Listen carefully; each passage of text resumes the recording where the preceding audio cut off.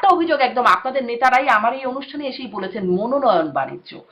আপনারা মনোনয়ন দেওয়ার সময় বিপুল বড় অঙ্কের টাকা নেবার অভিযোগটা কার বিরুদ্ধে ছিল? যারা কমিটিতে ছিলেন, মনোনয়ন কমিটিতে।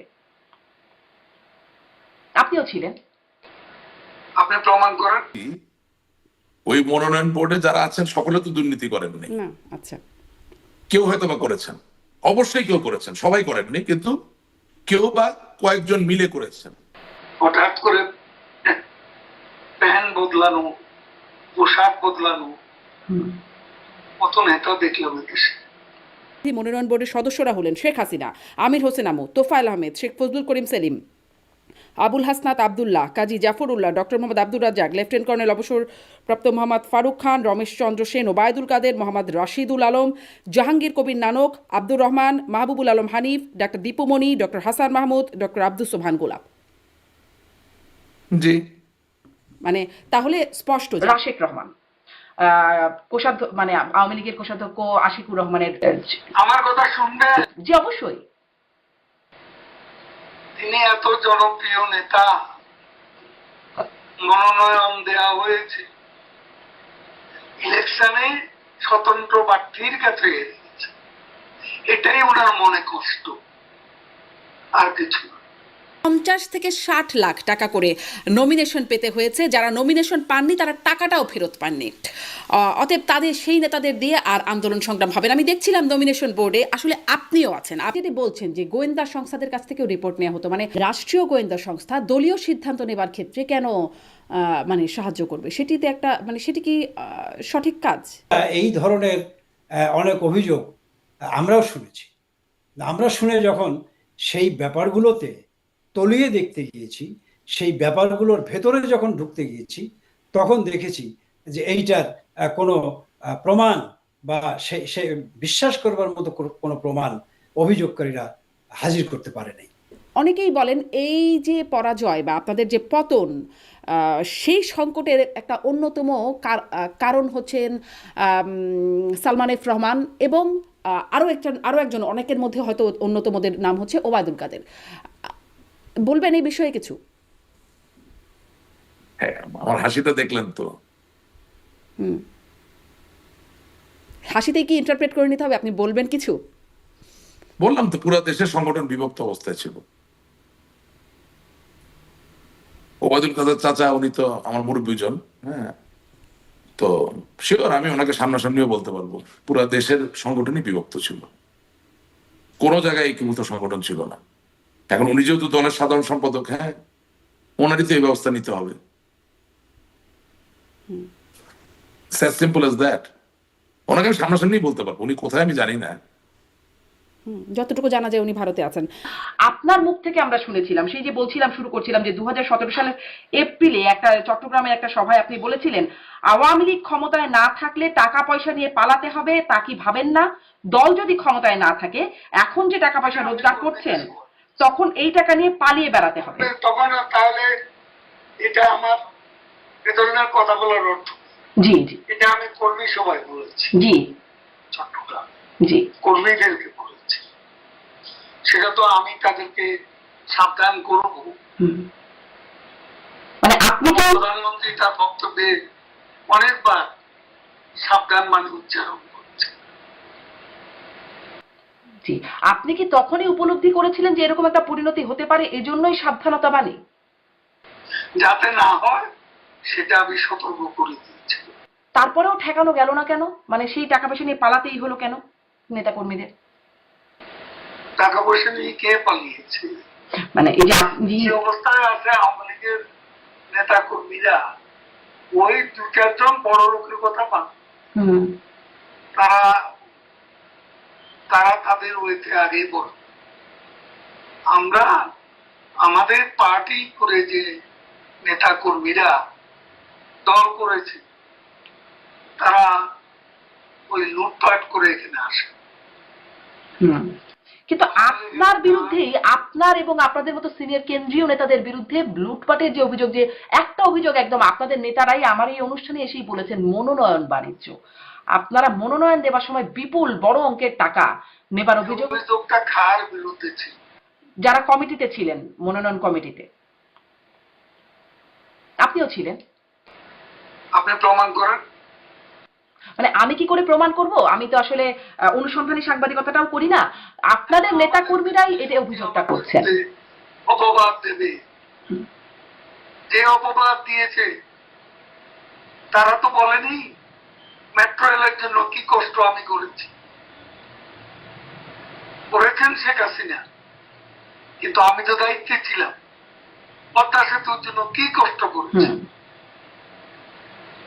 4000 সেতু নির্মাণের জন্য কি কষ্ট করেছি। বাংলাদেশে এত 4 লেন 6 লেন 8 লেনের রাস্তা, সেই সমতল থেকে পাহাড় পর্যন্ত, তারপরে লিমিটেড এক্সপ্রেসওয়ে, এগুলো তো কেউ কোনোদিন বলে না। না, এগুলো তো আপনারা অনেক বলেছেন। গর্বের কথা তো বলে না। না, এগুলো তো 15 বছর ধরে বলেছেন, এগুলো তো শুনেছে মানুষ, সবাই জানে এই বিষয়গুলো, শুনেছে। যেই প্রশ্নগুলো, আমার গুণের কথা বলবেন, আর আমি যখন থাকবো না তখন আমার বিরুদ্ধে মিথ্যা অভিযোগ সাজাবেন। ওগুলো প্রমাণ করুক। জনাব ওবায়দুল কাদের, এই অভিযোগটা আসলে আপনার দলের নেতা কর্মীরা করছে। যারা করেছে এটা প্রমাণ করতে বলবে। জি, মানে এই অভিযোগটা আপনার দলের নেতা কর্মীদের, তাহলে এই অভিযোগটা আপনি মানে নেতা কর্মীদের উদ্দেশ্যে কি বলবেন যারা এই অভিযোগ করে?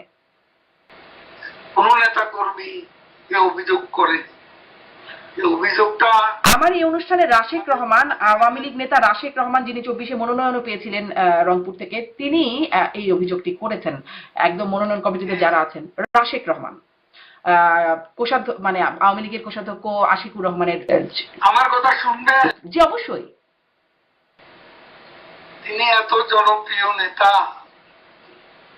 মনোনয়ন দেওয়া হয়েছে, ইলেকশনে স্বতন্ত্র প্রার্থীর কাছে এসেছে, এটাই ওনার মনে কষ্ট, আর কিছু না। জি, কারণ উনি মনে করেছেন আমি ওনাকে হারিয়েছি। আমি কেন? তার বাবা আমরা একসঙ্গে আছি। আমি বরং আগ্রহ কিছু তরুণকে মনোনয়ন দেওয়ার পক্ষপাতী ছিল, এর মধ্যে সেও ছিল। এখন সেই ইলেকশনে তাকে কি আমি জোর করে যেতাম? জি, আপনি বলছেন যে তিনি জেতেননি বলেই তিনি এই অভিযোগটি করছেন, কিন্তু সেটি তো শুধু তার অভিযোগ না। করছেন ওই জন্য। এখন সরকারের পক্ষে লোককে বলে, আওয়ামী লীগের বিরুদ্ধে বলে কিছু পেতে চেষ্টা করছেন কিনা জানি না। আমাদের তো 2-1 জনের মধ্যে জামিন টামিন নিয়ে ফেলছে।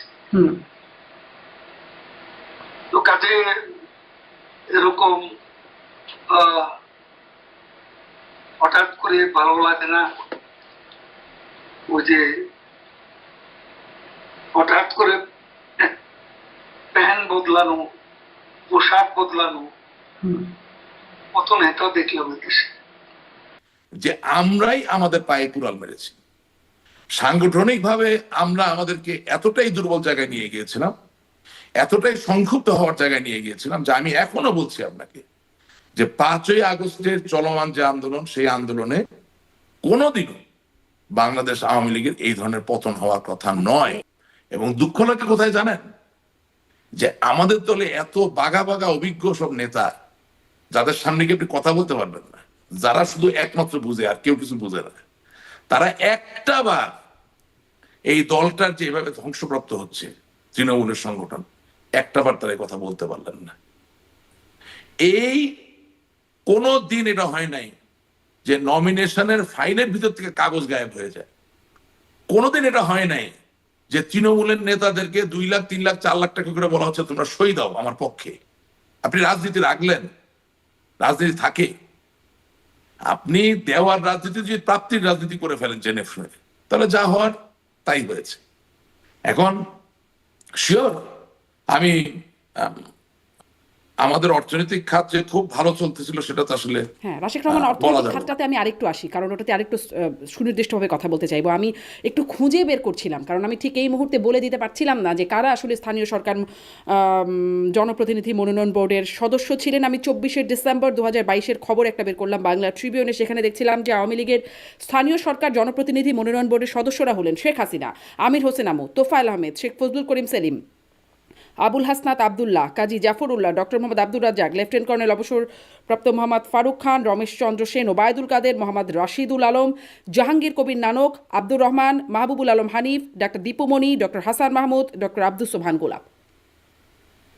জি, মানে তাহলে স্পষ্ট যে আপনি মনোনয়ন বোর্ডে যে দুর্নীতির অভিযোগগুলো করছিলেন, যারা আসলে ছিলেন, না, আমি সেটি একটু আমি আপনাকে যেটা বলছি, ওই মনোনয়ন বোর্ডে যারা আছেন সকলে তো দুর্নীতি করেননি। না, আচ্ছা, কেউ হয়তো বা করেছেন, অবশ্যই কেউ করেছেন, সবাই করেননি, কিন্তু কেউ বা কয়েকজন মিলে করেছেন। ওকে, এবং যেহেতু এই ভার সকলের উপর নির্ভর পড়ে যাচ্ছে, সেহেতু তারা যদি এখন কোনো কিছু সংগঠিত করতে চায়, তাদের কথায় দেশে আর কোনো আন্দোলন সংগঠিত হবে না। কিন্তু কেউ বা এক বা দুজন করলে তো বাকিদের না, আপত্তি না, করার কথা ছিল, তাই না? আমাকে কথা শেষ করতে, আমাকে একটু কথা শেষ করতে দেন। বঙ্গবন্ধু কন্যা জননেত্রী শেখ হাসিনা আওয়ামী লীগের কোনো বিকল্প নাই। আওয়ামী লীগকে সুসংগঠিত হতে হলে, ঐক্যবদ্ধ হতে হলে ওনাকে লাগবে। কিন্তু what I am trying to tell you, এর পরে যারা আছেন, যতগুলো নাম আপনি বলছেন,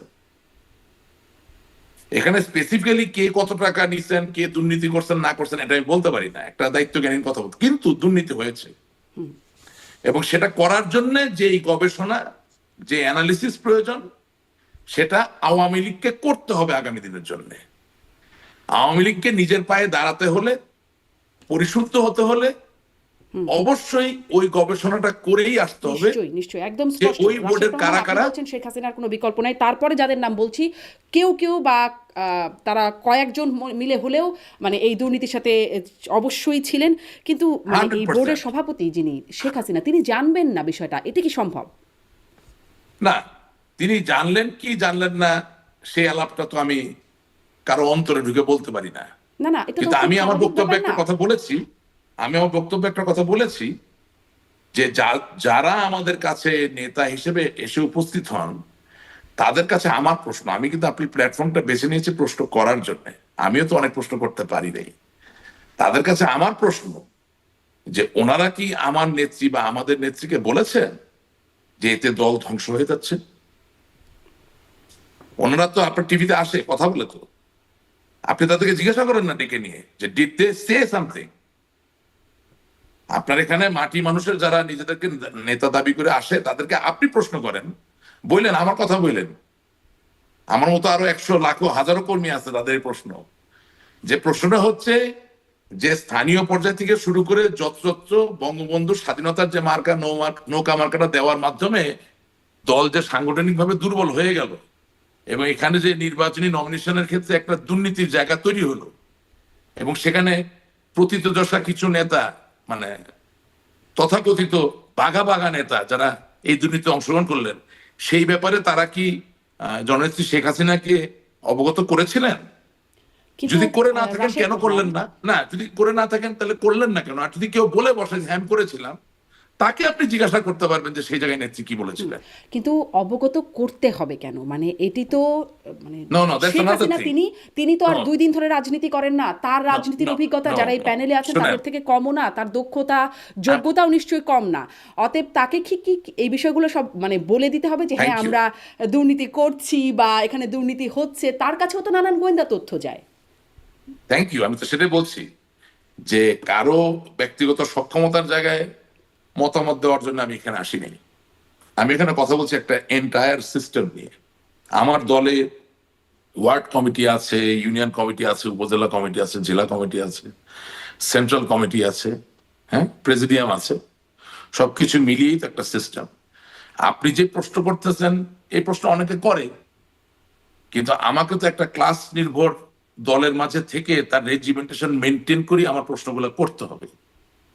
এবং সেই জায়গায় আপনি যদি আরো স্পেসিফিক হতে চান, সেই সহযোগিতাটা আপনাকে আমাদেরকে করতে হবে। সো আমি কিন্তু আপনাকে যথেষ্ট ammunition I have given you to go around and ask, আপনাদের সাথেই কথা বলে মানে আপনাদের নেতাকর্মীদের সাথেই কথা বলছিলাম। রাশেক রহমান সম্প্রতি আমার একটা অনুষ্ঠানে ছিলেন, আওয়ামী লীগের নেতা, তিনি একজন নেতা, তিনি বলছিলেন যে স্থানীয় সরকার নির্বাচনে প্রতীক বরাদ্দ দেওয়াটা এটা ছিল আওয়ামী লীগের প্রথম ভুল সিদ্ধান্ত, এবং সেটি আসলে আপনারাও পরবর্তীতে রিয়েলাইজ করেছেন এবং সেখান থেকে ফিরেও এসেছেন। কিন্তু তিনি যেটি বলছেন যে এই নমিনেশন প্রক্রিয়ায় যে নেতৃবৃন্দ উপস্থিত ছিলেন তাদের কাউকে দিয়ে আগামী দিনের রাজনৈতিক আন্দোলন সংগঠন করতে পারবে না। 50 থেকে 60 লাখ টাকা করে নমিনেশন পেতে হয়েছে, যারা নমিনেশন পাননি তারা টাকাটাও ফেরত পাননি। অতএব তাদের সেই নেতাদের দিয়ে আর আন্দোলন সংগ্রাম হবে না। আমি দেখছিলাম নমিনেশন বোর্ডে আসলে আপনিও আছেন, আপনি, জাহাঙ্গীর কবির নানক, বাহাউদ্দিন নাসিম, BM মোজাম্মেল হক, এনারা সেই নমিনেশন বোর্ডে ছিলেন। একটু এই অভিযোগটা সম্পর্কে বলবেন? আপনাদের নেতারাই এবং আরও নেতারা যারা অনানুষ্ঠানিকভাবে কথা বলেছেন, রাশিক রহমান আনুষ্ঠানিকভাবে আমার এই আয়োজনেই বলেছেন, অনানুষ্ঠানিকভাবে অনেকেই আসলে এই অভিযোগটা করছেন আপনাদের নেতাকর্মীরাই। আসলে কি 50 থেকে 60 লাখ টাকা করে নেওয়া হতো? আমি আপনাকে একটা কথা বলি। স্থানীয় নির্বাচনে দলীয় প্রতীক বরাদ্দ করে নির্বাচনে যাওয়া না যাওয়ার বিষয়টি সেটি ছিল আমাদের একটা রাজনৈতিক সিদ্ধান্ত, এবং সেই সিদ্ধান্তটি মাননীয় প্রধানমন্ত্রিত্ব এবং আমাদের দলের সভাপতি তার নেতৃত্বেই হয়েছিল। এটা যেটি বলছিলাম, এটি ছিল একটা রাজনৈতিক সিদ্ধান্তের অংশ। সুতরাং সেটি ভুল ছিল, সেটি সঠিক ছিল, সেই ব্যাপারটি ব্যক্তিগত পর্যায়ে আমি একভাবে বলবো, আমার অন্য একজন সহকর্মী অন্যভাবে বলবে। আমার মনে হয় এটি বলার ফোরাম না, যেহেতু দলীয় একটা সিদ্ধান্তে এই সিদ্ধান্তটি গৃহীত হয়েছিল, সুতরাং তেমন একটা ফোরামেই কেবলমাত্র এটি নিয়ে বিতর্ক হতে পারে। এটি হলো এক। আর দ্বিতীয়টি হলো যে উনি যে অভিযোগটি তুলেছেন সেই ব্যাপারে আমি কোনো কথা না বলেও যদি এইভাবে এইটুকু বলি যে সেই মনোনয়ন বোর্ডের মনোনয়ন প্রক্রিয়াটা হলো এরকম যে তৃণমূল পর্যায় থেকে কিছু কিছু সুপারিশ কোনো প্রার্থীর পক্ষে থাকতো, এবং তিনটি যেই কি বলে গোয়েন্দা সংস্থা, তাদেরও একটা রিপোর্ট মাননীয় প্রধানমন্ত্রী তিনি সংগ্রহ করতেন, এবং প্রতিটি ইউনিয়ন পর্যায় পর্যন্ত এই রিপোর্টটি উনি সংগ্রহ করতেন, এবং সেটিকে সামনে নিয়েই একটা চুল ছিঁড়া বিশ্লেষণ করেই কিন্তু মনোনয়ন উনি চূড়ান্ত করতেন। তাহলে আপনারা আসলে আপনাদের আমি শেষ করি। আচ্ছা, এই প্রক্রিয়ায় কেউ যদি টাকা বা অর্থ গ্রহণ করেও থাকেন বা করেনও, তাহলে তিনি মনোনয়ন দেওয়ার সক্ষমতা রাখেন, বা মনোনয়ন দেওয়ার কি বলে যে তিনি কোনো প্রভাব বিস্তার করতে পারেন, সেটির সুযোগ একেবারেই ওই মনোনয়ন বোর্ডে থাকতো না। এটুকু আপনাকে বলতে পারি। জি, আপনি এটি মানে সে বিষয়টির কথা মানে সেটি সত্যি না বলে আপনি বলছেন যে 50 থেকে 60 লাখ করে টাকা নেবার যে অভিযোগটি সেটি সত্য না। আমার তো জানা মতে একদমই সত্য না। জি, আর অনেকেই আবার এই বিষয়টা জানেন বলে বলছেন, সেটিও আবার আপনাদের দলের ভেতরেই। যাই হোক, এটি এখন খতিয়ে দেখবার মতো সেই জায়গাটি নেই। কিন্তু আপনি যেটি বলছেন যে গোয়েন্দা সংস্থাদের কাছ থেকেও রিপোর্ট নেওয়া হতো, মানে আপনার দলে কে মনোনয়ন পাবেন সেটি গোয়েন্দা সংস্থার রিপোর্টের ভিত্তিতে হতো? না, একটা গোয়েন্দা সংস্থা রিপোর্ট, মানে আমি বলছি যে ধরেন একটা কি বলে যে ক্ষমতাসীন দল, সুতরাং ক্ষমতাসীন দলের যারা কি বলে ওই পর্যায়ে নেতৃত্ব দেন বা ওই পর্যায়ের যারা মনোনয়ন প্রত্যাশী, সুতরাং তাদের ক্ষেত্রে খোঁজ খবর নেওয়ার বিষয়ে নানানভাবে নানান জায়গা থেকেই বোর্ডের সভাপতি, আমাদের দলের প্রধান, তিনি নিতেই পারেন। সুতরাং সেই কি বলে গোয়েন্দা সংস্থাদের রিপোর্ট নেওয়াটা এটি যে একটা কি বলে যে মানে অপবিত্র জিনিস, বিষয়টা তো এরকম ভাববার কোনো কারণ নেই। কিন্তু চূড়ান্ত সিদ্ধান্ত তো উনিই নিয়ে থাকতেন মনোনয়ন বোর্ডের সাথে আলাপ আলোচনা করে। সুতরাং মনোনয়ন দেওয়ার ক্ষেত্রে মানে কে যোগ্য প্রার্থী, কে অধিকতর যোগ্য, সেই ক্ষেত্রে যদি কোনো কি বলে যে সহায়ক শক্তি আমাদের কি বলে যে সিদ্ধান্ত নেওয়ার ক্ষেত্রে সাহায্য করতে পারেন, তো সেই সাহায্যটি নিয়ে তো কোনো কি বলে যে অমূলক কিছু না। কিন্তু অমূলক নয় কি, রাষ্ট্রীয় গোয়েন্দা সংস্থা দলীয় সিদ্ধান্ত নেবার ক্ষেত্রে কেন মানে সাহায্য করবে? সেটিতে একটা মানে সেটি কি সঠিক কাজ? মানে এই কাজটি কি না, না, বিএনপি বা অন্য কোনো দলকে করতে পারতো চাইলে? না, না, না, না, সঠিক কাজ কি বেঠিক কাজ সেই বিতর্কে আমি যাচ্ছি না। আমার কথা হলো যে আমার সিদ্ধান্ত সঠিকভাবে নেবার ক্ষেত্রে কোনো না কোনো পর্যায়ে কারো না কারো কাছ থেকে যদি সাহায্য নেওয়াতে আমার কি বলে আমি সমৃদ্ধ হতে পারি, আমার সিদ্ধান্ত নিতে আহ, সহায়ক হয়, তাহলে আমি সেই সুযোগটুকু কেন গ্রহণ করব না? আমার কথাটা এখানেই। জি, আপনার দলীয় নেতাকর্মীরা আসলে এই সুযোগটুকু বা এই সহায়ক ভূমিকাটা কেমনভাবে দেখেছে সেটিও নিশ্চয়ই আপনারা পরবর্তীতে জেনেছেন বা জানবার চেষ্টা করেছেন। আপনাদের বিরুদ্ধে আরও অভিযোগ, আমি আসলে কিছু অভিযোগের জায়গায় স্পষ্ট হই। প্রথমে দলীয়, তারপরে আর কি সার্বিক একটা জায়গা থেকেও শুনবো। ছাত্রলীগেরও একটা দায়িত্বে আপনারা ছিলেন। যখন ছাত্রলীগ কমিটি দিতে পারছিল না, তখন সাবেক প্রধানমন্ত্রী শেখ হাসিনা তিনি আপনাদেরকে ডেকেছিলেন এবং আপনাদের উপর একটা দায়িত্ব অর্পণ করেছিলেন। এমনকি ছাত্রলীগের কমিটি দেবার ক্ষেত্রেও আমরা এই অভিযোগ একদম গণমাধ্যমে এসেছে। অনেকেই ব্যক্তিগতভাবে এই অভিযোগ করেছেন যে ছাত্রলীগের কমিটি দেওয়ার ক্ষেত্রে মোটা অঙ্কের টাকার লেনদেন, সেটি একদম জেলা পর্যায়ে থেকে জেলা শাখা সভাপতি সাধারণ সম্পাদক 10 থেকে 30 লাখ টাকা, গণমাধ্যমের খবর 50 লাখ টাকা গাজীপুরের ওখানে জেলা কমিটিতে, সেখানে জেলা ও মহানগর ছাত্র কমিটির ছাত্রলীগের শীর্ষ পদে কোটি টাকা, 1 কোটি টাকার উপরে লেনদেনের খবর আমরা জেনেছি, আপনাদের নেতাকর্মীরাও অভিযোগ করেছেন। শোনেন, এখন মিডিয়ার খবরের উপরে আপনি যদি নির্ভর করে এই ধরনের একটা মিডিয়াতে আপনি আমাকে এসব প্রশ্ন করেন, তাহলে একদিক থেকে আমি বলবো যে দুঃখজনক, আর একদিকে বলবো যে ভালোই। কথাটা পরিষ্কার হওয়া দরকার, সেটা ছাত্রলীগের কমিটি ছাত্রলীগের নেতৃত্বই দিয়ে থাকে। এখন ঢালাওভাবে একটা অভিযোগ, একটা ইউনিটে একটি পদের জন্য একাধিক প্রার্থী সেখানে থেকে থাকে, এবং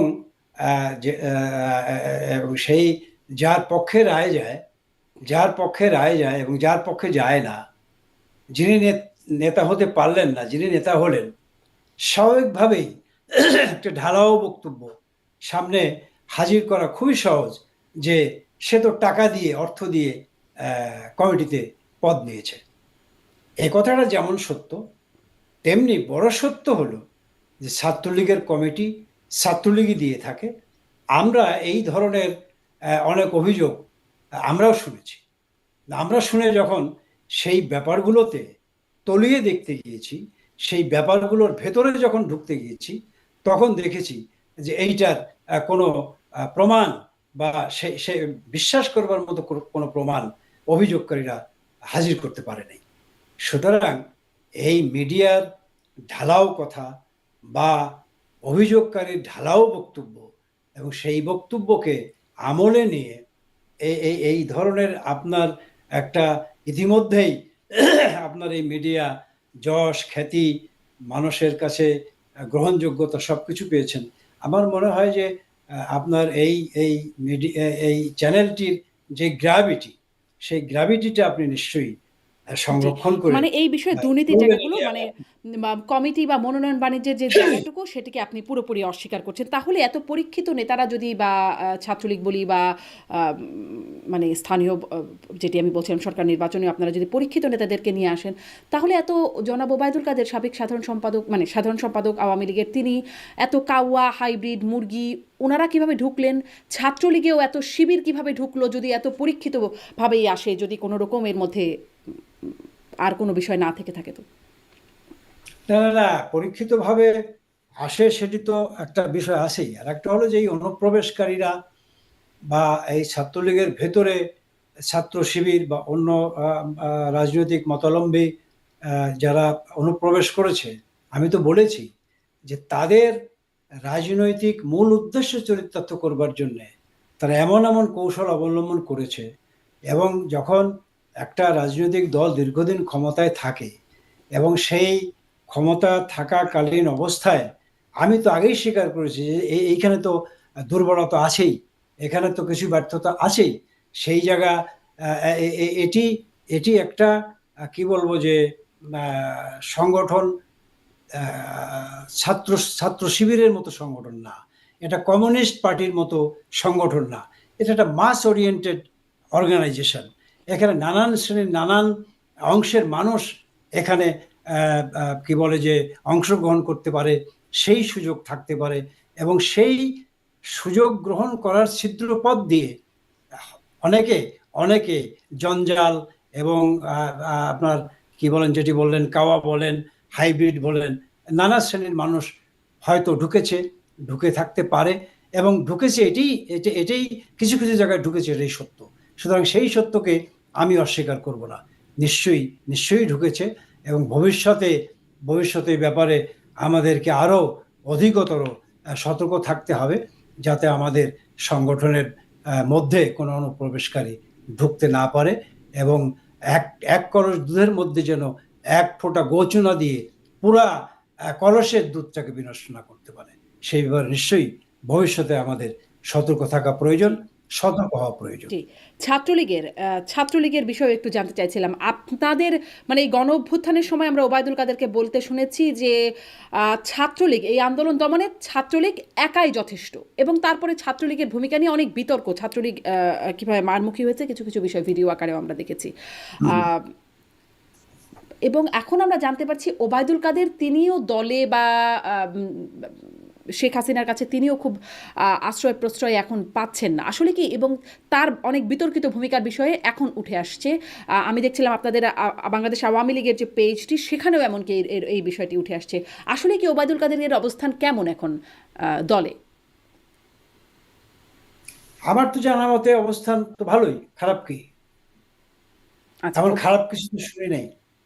আচ্ছা, ওবায়দুল কাদেরের অবস্থান ভালো বলেই আপনি মনে করছেন। আপনাদের দুর্নীতি বা মনোনয়ন বাণিজ্য, কমিটি দেওয়ার বাণিজ্য, এই বিষয়গুলো জানতে চাইছিলাম, আপনি সেগুলো জায়গাগুলো অস্বীকার করছেন।